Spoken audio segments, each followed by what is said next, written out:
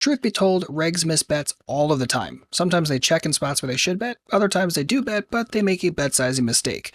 Today I want to review a hand with you, show you my line, and show you where a lot of regs will make massive mistakes in this kind of spot. Let's get into it. Good morning, how are we doing today? My name is James Sweeney, aka SplitSuit. Welcome back to another video. Today we're going to review a single hand from the full episode of vlog number 1, which feels like forever ago since I've recorded it. I'll leave a link for the full episode down below in the description box, but let's get right into it. So we are playing 1-2 down here in Orange City. Look down at 9-7 suited, playing 6-handed. It's a $5 straddle. The blinds both complete. Under the gun limps, I limp behind. I didn't think this was going to get attacked pre-flop very often, so I thought I was going to be able to see the flop and just simply go from there. Stack sizes are okay, so I think pre-flop is totally fine. End up seeing a flop of 10-8-7 with one spade on it, checks to me, and I decide to fire for 15. So this is kind of the first bet that I think a lot of regs would actually end up missing. So in my experience, most regs will just check here, and mostly with the intention of looking for a free card on the turn. However, I think betting is going to be much better here, and there's a couple different reasons why. First and foremost, half the players have already checked in this spot. I know 6-way flops are a little bit weird and not the most common spots in the world, but by the same token, half of the players have checked here, and that means we're probably not looking at a ton of nuttish hands out of them specifically. Maybe Jack 9, but most likely a lot of the stronger stuff is going to get bet by them. And I don't really want to check here and have this get checked through. Everyone gets to actualize their equity for cheap on the next card. I'm not massively in love with that, and I really am totally okay betting, taking control in this hand. If someone raises, we'll make decisions, but if people call, they're likely defining their range pretty nicely for us. Maybe it's one pair, maybe it's a draw as well, but ultimately it should be pretty darn easy to beat a lot of defined ranges going into the turn and river here. And if we're betting and we're the one taking control of the hand, it's going to be much easier to beat them and just simply go forward from there. Whereas again, if you check here, you're allowing people to actualize their equity for cheap if the whole thing gets checked through, and if you face a bet, you probably really can't check raise, so you're really looking at probably just a check call and go forward from there, and that's fine. But again, why not just take control of the hand yourself? And if you check and face a bet, it's probably going to be for something closer to 20 instead of 15, so it allows you to control not just the action but also the details such as the size, and that's something that I'm really into. Again, rather than just check here like a lot of players will and let other people control and dictate what's going to happen both on this street and on future ones. So after we end up betting, there is a fold, another fold, end up getting called by the big blind, who is a very fun player. So at this stage in the game, when the turn rolls off a 6 of clubs, giving us the straight, he checks and I decide to check behind here instead of firing the turn again. So your first thought might be, well, this is a fun player, so why not just fire the turn and go for value? I think at this point in the game, if I were to bet, they're going to make a lot of good decisions on the turn. Whereas if I check here, I think one of two things can happen on the river. One, they can bluff some hands, and I've seen them bluff before, so that's good for us to know. And then number two is this is also one where after we check turn and then bet river, I think they're more likely to check call with a wider range of hands than if I say fire this turn, even for something smaller like 20 or 25 bucks, I think they're still going to play a little bit better against it. So checking to induce on rivers, either a looser check call or a looser fire into us is totally fine, and I think going to pan out far better against this particular opponent. But anyway, all that being said, the river rolls out a 4. They check very quickly, I think for a quick moment, and decide to lead this out for 75.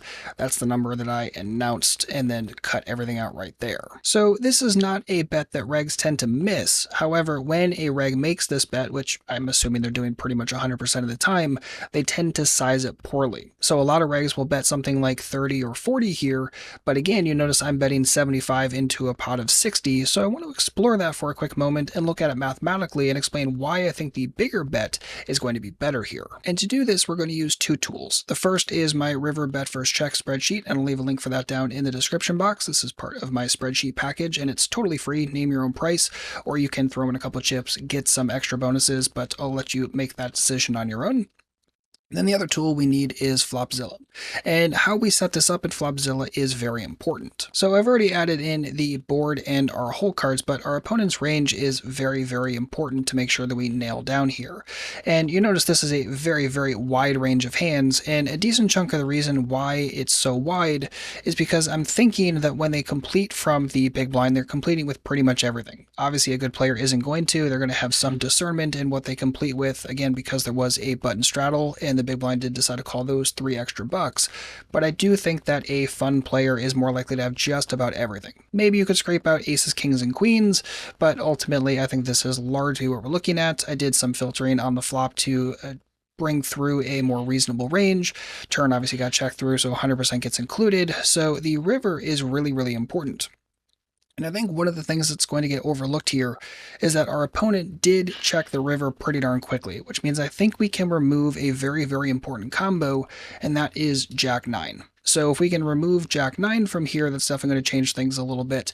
But I wanted to kind of explain why the range looks like pretty much what it does, because this is a very, very atypical range that's going to be this wide. So with all of that said, let's take Flopzilla, move that a little bit over, and go from here.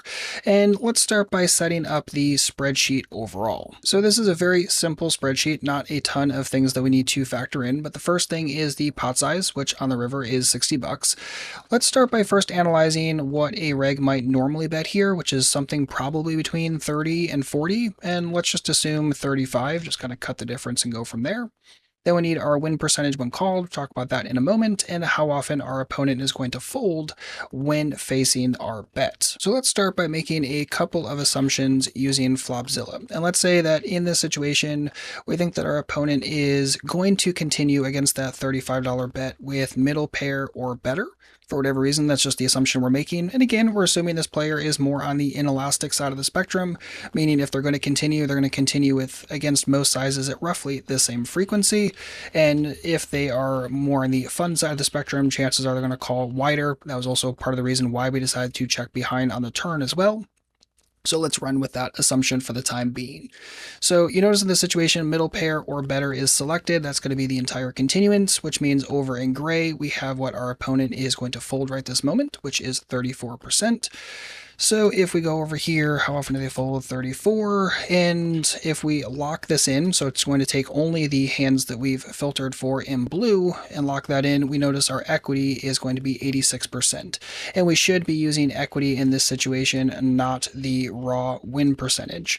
So if we plug in 86%, you notice we have an EV of plus 71 on our $35 bet, which isn't too bad and nothing to sneeze at. Now, if our opponent is purely inelastic, meaning they're going to continue whether we bet $35 or $75 in the exact same way, same range, same continuance, same fold frequency, everything, then all we have to do at this point is just jump this number up to 75 instead of 35, and notice, of course, that our EV is going to go up. So if you believe that they are truly inelastic, obviously the bigger bet here is going to be more profitable. However, what if you make the assumption that your opponent is not exactly purely inelastic? They're fairly inelastic, they're still going to continue with a lot of second best hands, but they're not necessarily going to continue with everything the way they would against a $35 bet.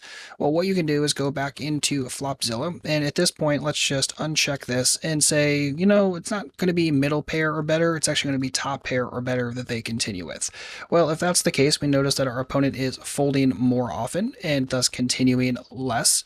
And if that's the case, it's going to change a couple different things. So let's just start by looking at this. We can just plug 45% into the overall sheet. So how often are they folding? 45%.